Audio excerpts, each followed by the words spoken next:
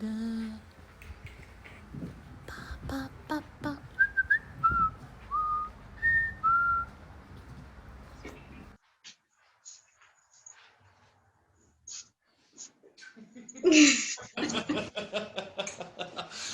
Carrlotta. How are you doing? Good. How are you? Good. Good to see you again here on my show, and thanks for being here. Thank you. So how have you been? What you doing? The crazy time here in Melbourne. We are all locked down.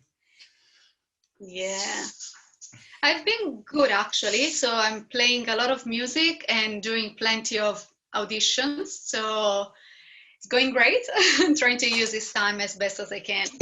That's perfect. That's perfect. So what are we going to watch tonight? What are we going to see or hear tonight? What you going to perform? So today I'm going to sing a song called Fragile. And it's a song that I wrote a few years back, and it talks about believing in yourself and remembering that there's only basically you in between yourself and your goals. So, yeah. And also, actually, now that I remember, this was the song that got me my first label contract with a music label. So it's very, yeah. It's a song that I really like, and it reminds me so many good memories. That's fantastic. So I can't wait to hear that. Please start whenever you're ready. All right.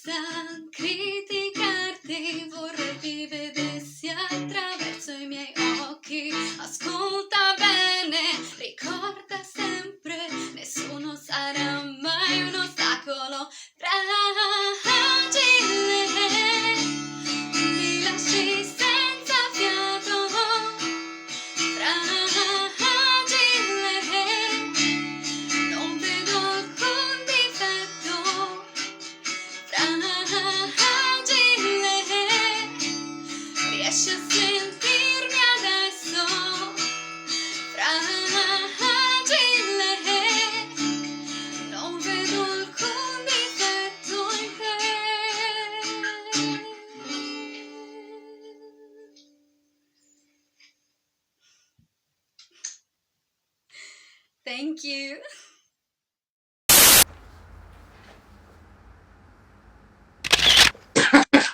Marcus, hi. Why are you upside down? Your camera Well, is different. because you said that this was wrong. so so yes, I was trying to figure out what went wrong. So yeah. But now I'm here. But you feel like I'm half? You don't want me like this? No.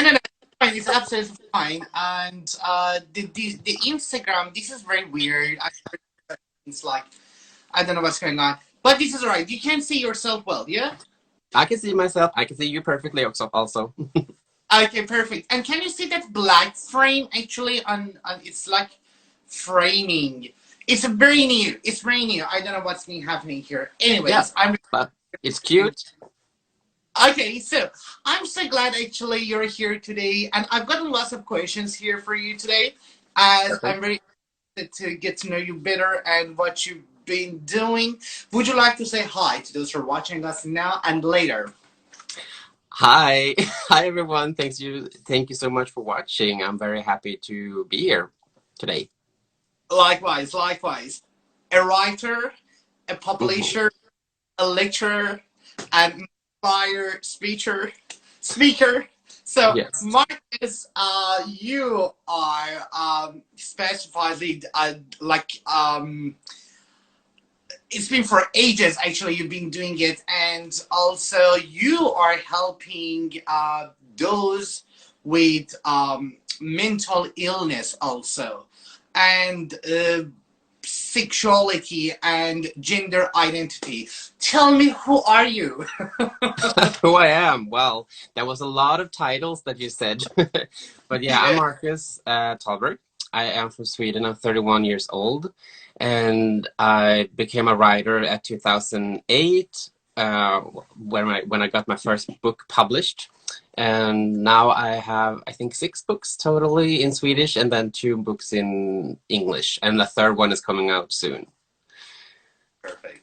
Yeah, and then I started to do lectures a few years back to talk about mental illness based on my own experience because I've been through quite a lot, and so I wanted to help others. So first of all, they know that they're not alone, and then secondly, that there is help to get, and everything will get better eventually. It just takes time and effort. Absolutely. And well done. So, when you're saying you're helping those with gender identity, what does it mean? So, do you mean you're helping those who are confused about the sexual orientations, or? No, I don't help them like that. I'm not a doctor and I'm not a psychologist. What I do is with my publishing house is that I want to raise their voices. So because I feel like so my goal is to have more representation of minority groups in media, okay? So not just LGBTQ, but ethnicity, religion, function variables, like disabilities, I think you say in English. And, all of those kind of minority groups, because if you're not represented, it's harder for you to find your own identity and some sort of communion or community, basically. A white heterosexual cis man he knows who he is instantly because he is represented everywhere. But if you're not, it's just harder. So that's what my goal is. So that's the way I help people. I'm not a doctor and I don't help them but I can of course help them find help. But that's not my job. I'm an author. Yeah, I've got it. So, what I'm gonna read for you probably snaps you back 2 years ago, and it's an extremely sensitive text and the question that I want to ask you afterwards. It's a little bit information about your past, which makes you extremely unique as a human being and a respected person. You've been sexually abused at the age of 13, being an alcohol addicted at the age of 16, coping with the parents' violent and devastating divorce, and suffering to the depression, anxiety attacks, and suicide attempts. I completely can relate myself to your story, and I completely understand what you've been through, as I've been through exactly the similar situation. However, mine was more terrible and worsened. Your past made who you are today as a successful author and motivational speaker. Yeah. Who has been published several books in different languages. I want to know how many times you failed and got up and failed again to be who you are and you wanted to be. And right. I can't count that many times because you fail so many times. Like, I feel like you have to fail to learn. I think I wrote about this very recently on Instagram, that failure is part of life and is inevitable. And I feel like, you know, these struggles that you and I have gone through, like you said, they shape us, and they make us who we are today. I mean, like, I wouldn't be sitting here and without my past. Now, like, I also, like, some people always like ask me, do you want to change something? Like, if you could go back in time, could you change that, or would you change that? And I was like, no. I mean, like, it's been hard, it's been tough to go through those times, but I mean, like, for instance, I got a divorce a couple of years ago, and I mean, like, it's easy to say, like, oh, I regret ever having that relationship at all. But no, because without that relationship, I wouldn't be at the house that I am today. I wouldn't have the dog that I have. I wouldn't have the friends that I have. You know, like, you can't just pick and choose what you want to change, because, like, if you change one thing, you change everything else too. So what you want to do is you want to learn from those mistakes and learn from those past like experiences that has been hard. Well, yeah, this is Yeah. very clear to say that, learning from those experiences, and we know that. Yeah. You talk to me about your story, about what do you interpret the failure? What's the meaning of failure for you? The meaning of fail, well, it's a hard feeling, of course. You feel like, why am I doing this? Why am I writing? Like, if, like, you can get like bad reviews, or like people are hating your work, or like your essence, basically. Like, when the newspaper talked about my my rape, for instance, not a lot, but a bunch of people said that it's my own fault because I was 13 and I let this man into my home. So, you know, like, you know, you feel there's so much hate, and you can't just focus on that. Like, so what I do, well, like, I remind myself, when I'm feeling down, I have a folder on my computer with all the good reviews, and I have one specifically that I always go to check, because that person actually said that I saved his life by writing Being Alice. And so that's what I do. Absolutely, absolutely. And why did you want to become an author? I want to take me back 2 years ago, when you start realizing that you wanted to be an artist and writer. What happened? Why writing? Well, writing has always been a part of my life. Like, even when I was a kid, my grandma always read me stories. My favorite one is The Little Mermaid, and it still is. Don't ask me why. But yeah, stories has always been very powerful, and you know, it's good for my imagination, and it's like all of those. Some of my books, especially Shattered Glass, has been an escape for me. That was like therapeutic work, and I didn't think that was ever going to be a book. But actually, it's one of my most praised books, and I think that's because it's so honest. It's because it's real feelings. It's not. It's shaped in book form. Obviously, it's not a biography, but it's based on real events. So I feel like storytelling and books is a very powerful tool to help people overcome whatever issues and problems they have in their lives. And I really like to be a part of that, because I feel like I'm touching people in a way that I wouldn't do otherwise. Absolutely. Okay, and how old were you when you started writing? 4. Like I was so young, and I always had a gift for words, as my grandma said. So maybe that sounds arrogant, I don't know. But anyway, so I started to write stories when I was a little kid. And the first one, I think, is like, it was based off it was about a dragon, and then I made my own book I did lines and I wrote it, and then I cut the book to shape it like a dragon. So yeah, I've always been creative. But it wasn't until what we call high school, when I was 16, when I came up, when I found what do you call it, competition online, where you had to write like 300 pages, and it was supposed to be like a lot of criteria, and I had 3 months. So to finish it, and you don't write a book in 3 months, but I called my best friend Emma, and we started to develop this book, and it was based on our own life, and that became the first book that was published. So I was 19 when my first book got published. Yeah. Wow, it's amazing. Because when I was reading your biography, actually, and when I was reading when I was looking at your website, you almost published 30 books so far. So congratulations, are a lot. Like, it's a huge number, and well done. And I was reading people's reviews, and lots of positive reviews, lots of interesting reviews.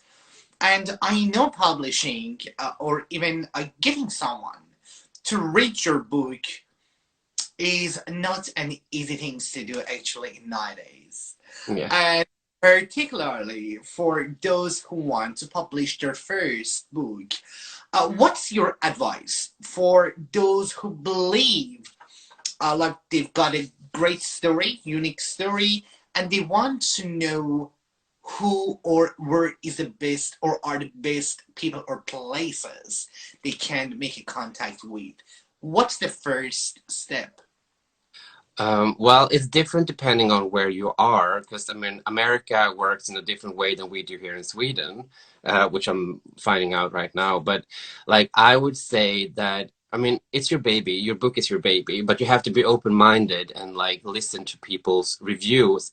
So I would suggest that you actually have someone, an editor sort of person, that can go through and help you, you know, make the book as a package as a whole, and listen. Like, not everything is critique, it's feedback. And if it's something that the editor or the test reader, I also suggest that you have like a bunch of people that actually read your book before you actually give it to a publisher. If they don't understand anything, then you haven't been clear enough.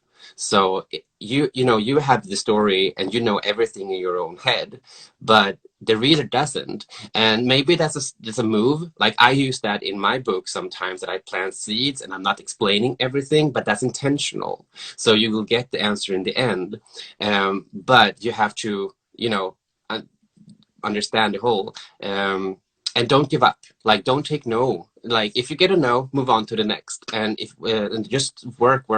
And if that doesn't work, you know, there's a lot of options nowadays when people can self-publish. Just make sure it's a good quality book. That's the thing. Like, quality is the key. And that means that you have to work really hard with the book and be open to have professionals help you do it, because they don't want to hurt you. They want to, you know, make the story better. That's the thing. Yeah, but all right, yeah. Through my experience, you have to find the publishing. You have to find the agencies here Yes. in Australia, which I didn't know. Well, it took me. I wrote a book myself, and it took me 7 years to write it, and I had to go through all this process myself, as I didn't have any experience. But I didn't want to do it self-publish. Anyway, I didn't know that I had to find me agencies. Yeah, like, especially in America, it's the same way, that you have to have an agent that is representing you. Here in Sweden, it doesn't work like that. You contact publishing houses directly. But like no matter who you are reaching out to, like I get a lot of manuscripts in my company, and if I just get a attached manuscript with no explanation, I'm not bothering to read it, because if you don't have the energy to explain who you are and what the book is about and what your vision is and so on and so on, why should I bother like giving my time to you? You understand what I mean? Like I get a lot of manuscripts. I need to find the ones that I actually see passion in, because nowadays there are so many authors, there's so many books that are competing with each other, and it's actually, you know, in the end it's a financial question, like who are you willing to bet your money on? And so you have to be like, you have to know yourself, you have to know the book, you know, the manuscript can't speak for itself. You have to, you know the person behind it too. And especially now in the day of social media, you know, you have to have a social presence basically, and that's scary for a lot of people, and that's why self-publishing could be an option. I mean, even if you get granted to a like big publishing house here in Sweden, they won't bet money on you unless you have a name that can back up the financial risk that they're putting in the book. So you have to be really clear about that. Sorry. Well, no, that's absolutely fine. That's very interesting, because there are amazing writers, but they're not famous. It doesn't mean that they're bad writers or authors Yes, I agree. or poets. Excuse me. And I think self-publishing actually works much better in nowadays, Yeah, because it does. But like, be careful, because like I said, like quality, like you have to have a decent cover, and you have to actually, you know, like work with the text, because even if the greatest story ever told is not, you know, worked with enough, then it's not worth continuing to. So yeah, but in my publishing house we offer something called hybrid. I don't know if you have that in, I think so, the English word is hybrid as well, like when the author and the company share their financial risks. So we both, you know, do the risk. So that's what I do with the ones, because especially now during Corona, when everything is very slow, that's a very great option to do, because my goal is to have more representation out there, and I can't pay for everything because I'm not a millionaire, I don't have that kind of money. So that's a very nice way to actually get more work out there and have good quality work out there, because we work with the books. absolutely. No, that's absolutely right. Now I want you to take us some of your books, and which Okay. I'm interested to see in your hand actually as a hard copy. Yeah. And please start from the first one and give us like a brief, like tell us about what's the story about, and also if you put the camera a little bit back, I mean just a little bit, you know, far, that I can. Yeah, it's much better. It's much better. Now, when you get up there, when you have Yes. start talking about, Okay, so the first book is this one, and it's this is a Swedish title, and it's a very controversial title, because it says bögjävel, which means faggot. So it's a very, yeah. And we've been talking about the English title as well, because we're not using the word faggot as a curse word. We like more like taking it back. And it's about, well, it's based on me and my best friend Emma, but in the book they're called something else, Matthias and Tove, and they are best friends, and Tove is basically Matthias' only friend, and Matthias is struggling with the concept of coming out, because he knows that he has to and he feels alone, but he doesn't dare to, because Tove is a Christian, and the stereotypical Christian doesn't like gay, so he's afraid about that. But okay. the thing that distinguishes this book from most of the other books about coming out is that he actually comes out very early in the book, and you follow his process afterwards, like how is he changing to the world, and how is the world changing to him when he's come out. And yeah, so the coming out scene in this book is actually based on how I came out to Emma, and then a lot of stories in the book is based on truth. Yeah, so I think like 90% is based on like real example, and the people are real and so on. Yeah, and this is being translated right now, so I'm hoping it to come out in English very soon. And probably it's gonna call faggot in English as well. Yeah, So we call faggot what, like, anyways, well, you can go and find, actually, because as you've said, actually faggot's got a different meaning in different language countries. It's a very but we don't use it in the nice way. When we call someone, if we are homophobic towards homosexual people, we call faggots. Yes. And that's it. I don't like that word. No, I know, me neither, and I don't like it in Swedish as well. I think it's like it's just like he used it more like he says in the first part, like I don't know how it will translate into English, but he says, I am gay. I'm a 50-year-old faggot living in blah blah blah blah. You know, like, so he's like, that's his view of himself, and then you see his journey into accepting himself. So, you know, what I talk about a lot when I'm going out to lectures is minority stress, and one part of that is internalized homophobia, that you are, you know, when you're struggling to come out, you turn to homophobic like actions to cover yourself, to hide yourself, and that's the part of his journey, because he's like, no, I'm not gay, I'm not, you know, like, and that's based on me, because I played handball. You know what handball is? I don't know. It's like yeah.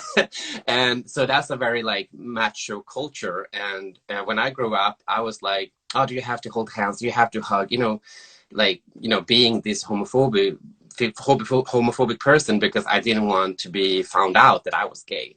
So, yeah. Well, what I'm understanding about the concept of your book, faggot, it's all about acceptance, right? Accepting who you are, but also, well, everyone knows I'm gay. Well, the world knows. So, and I remember that when I was coming out, actually, I was struggling because, well, I came from an Islamic country where the homosexuality is not accepted, and if you're identified homosexual in Iran, you will be executed. So, we grew up in that sort of crazy situation. Not anymore.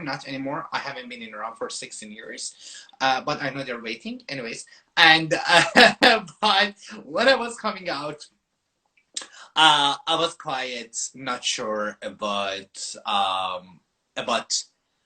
how to accept myself first as a gay person, as a gay man.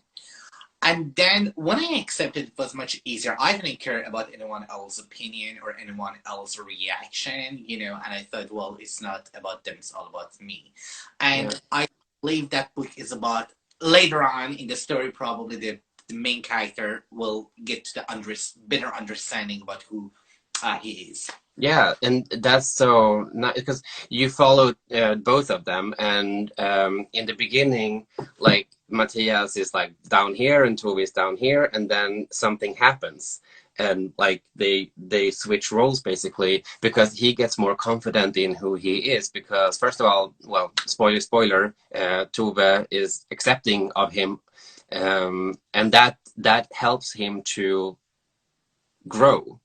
And then he find another person that's gay that can like help him basically understand, because he comes from a small town and he doesn't know that many people, so he finds someone online, and then they start to hang out, and you know, so he's like, oh my god, I can be actually happy in myself despite everything going around. So it's very nice to see that he grows this confidence. So yeah, but in the beginning he sees himself as a faggot, because that's how the world sees him, because he looks at himself from the heteronormative perspective. So yeah. Next one. Next one, it's this one, Split That Glass, and that's also is back for no, it's not your problem, it is Instagrams, because it's like doing I'm sorry. They are in my way. I can read them perfectly. I'm sorry. But yeah, this is also out in English, and this is the book that I wrote as a therapeutic. These are the books that I wrote as a therapeutic way to Yeah, that's the same. This is the Swedish title, and this is the English title. Okay, So they are the same. Splittrat glas means shattered glass. Yay. Okay. And they even have shattered glass in the book. Yeah. This is...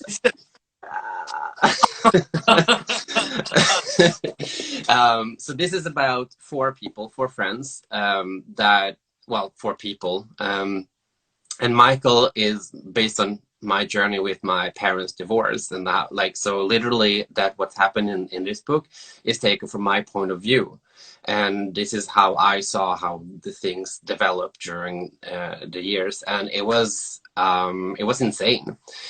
You know, like, you talk about divorce and you forget about, you know, collateral damage. In this case was me and my sister, and I had to grow up really fast taking care of my sister because my parents at the time weren't able to. And yeah, so that's based on that. And then you have Bella, who is Michael's best friend, and based on Emma, that's based on don't worry about it.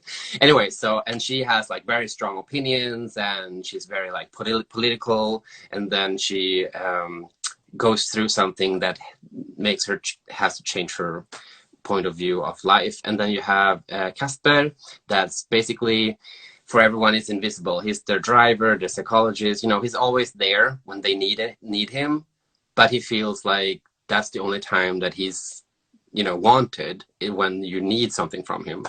And he's in love with someone in the group, so you have to figure out like, oh, who that is, and so on. And then you have Eric, which is also based on me, the dark side of me, which is this is a spoiler as well, but you know, so you talked about my rape before. So Eric is the result of what happened to me in the rape, basically. So yeah. Okay. In each book, I feel that you're saying a little bit or sharing a little bit your self experiences also, or the bitter experiences that you experienced in your life. Yeah, of course. I think a lot of people do that. I mean, like, even J.R.R. Tolkien did that. He when he was at war, he wrote about war in Lord of the Rings. I think like a lot of authors do that. And these two books were based on me. Shattered Glass was basically my diary, and it was first it was written as the same way as faggot as bögjävel. But that it didn't work like that because it was too messy. So I figured when I read a Swedish book, that the time jumped in and out of the different characters and forward. Yeah, it's like yeah. So like for it, one chapter could be about Michael present day, and then Eric present day, Bella 5 years ago. So you jump back and forth in time. So I think, without like saying people are stupid, but you have to be like kind of a smart reader to understand like how this book is developed, because it can be confusing in the beginning. But I feel like when you get into it, you actually get into it. Yeah, so that's that. And I really like this book. I didn't like it in the beginning, but when people said it, they like it, then I like it too. And then my third book, because I struggle, like when I wrote that book, I was like, yeah, okay, what can I write now? Because I have like so many ideas, and I have people around me that are trans, and they said that they wanted me to write a book about a trans person, and I said, no, I can't do that because I'm not trans myself. Well, we are, and we can help you, and etc. etc. So I was like, okay, fine. So I, on social media, I put out a question saying like, hi, I'm looking for trans people in Sweden that I can interview for a book. And I found like 12 people. And that's the result, that resulted in Att vara Alice, which is in English, being Alice. Being Alice, okay. Being Alice. So this is about Alice that is trans. And this is actually the book that made me start the company, because the other two books, because the other two books, they were on other publishing houses, but they said that Being Alice is too small of a niche. They said that Sweden is fed up with LGBTQ literature. There are no market for it. One company even said that they already had one trans book, and I said like, oh, okay, so that's the quote is filled then. No, because I took part of those interviews, and I mean, they are heartbreaking, but they are also full of hope. And people really need to listen to this story. And I'm not saying that I should take a place for for all of the trans people. I'm just here more like, we call it språkrör in Swedish. It's more like I had their voice coming out in paper, so I'm giving them a platform. So Being Alice is about accepting. So she's a sole child. And she has her father that's an alcoholic and a mother that is indifferent to everything. And it's based on these interviews, but I also based it on myself. So I threw myself in the mix there because Alice is very representative of me. And the book is, she's writing, it's a letter form. What do you call it? It's a word for it. But anyway, so each chapter is a new letter that she sends to her aunt. So you only get Alice's point of view. What? That's interesting. That's very creative. Well, yeah, thank you. But yeah, so you get to know Alice through these letters. And she finds Vincent. And Vincent is the local drag queen, and and he takes Alice under his wing. He's gender fluid, so he prefers the pronoun they, but Alice doesn't know that in the beginning, so she has to learn about saying they in the end and so on. And Vincent he's my favorite character because he's so smart, and is based on my friend, one of them that told me to write this book, because I had struggled combining all these interviews to one character and how is the story gonna unfold. So I invited my friend over for wine, and he was like, yeah, you have to talk about this and you have to talk about this, and my experience is, and I was like, whoa, wait.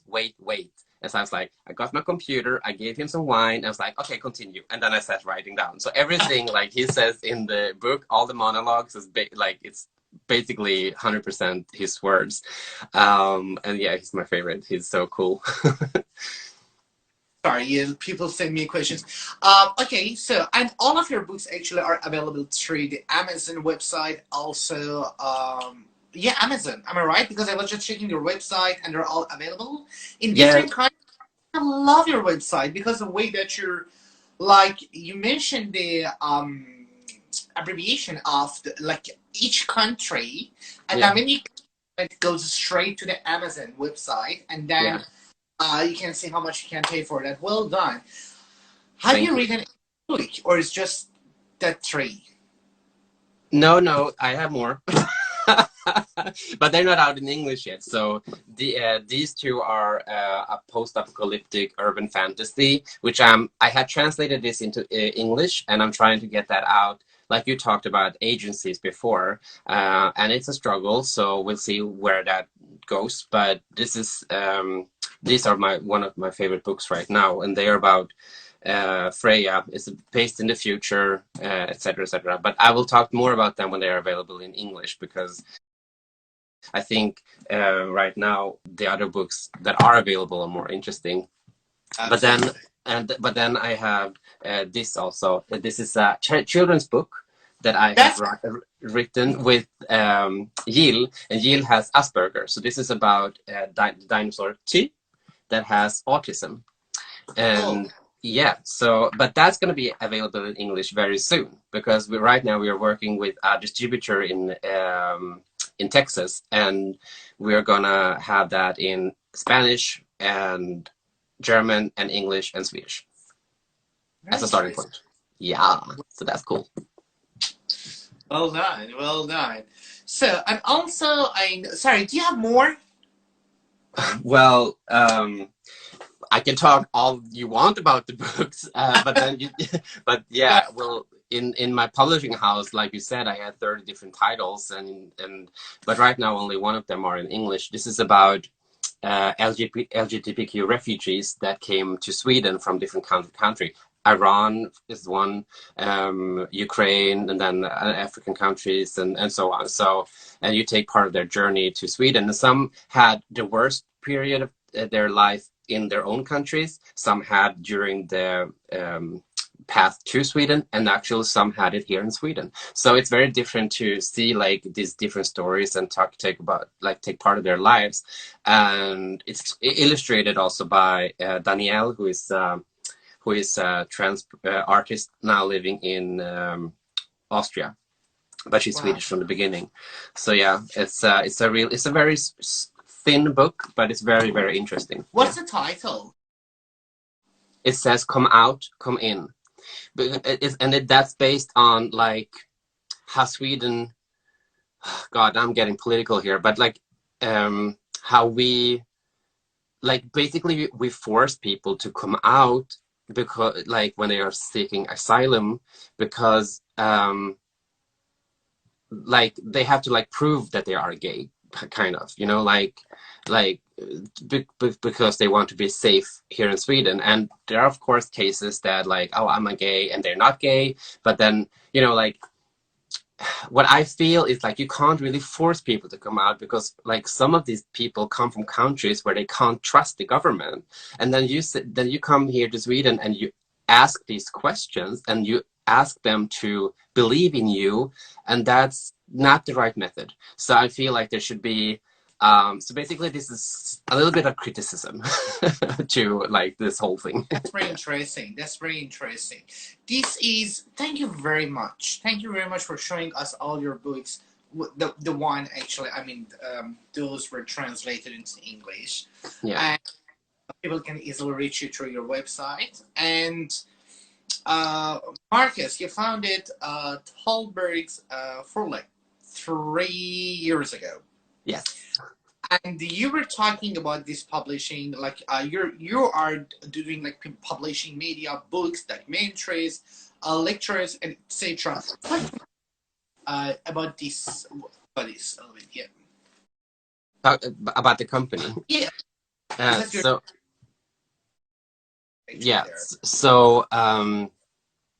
Yeah, like I said, like I started the company when I was finished with Being Alice, and no one wanted to publish that book, so I wanted to publish it myself. But in Sweden, self-publishers are not taken as seriously as if you have a company behind you.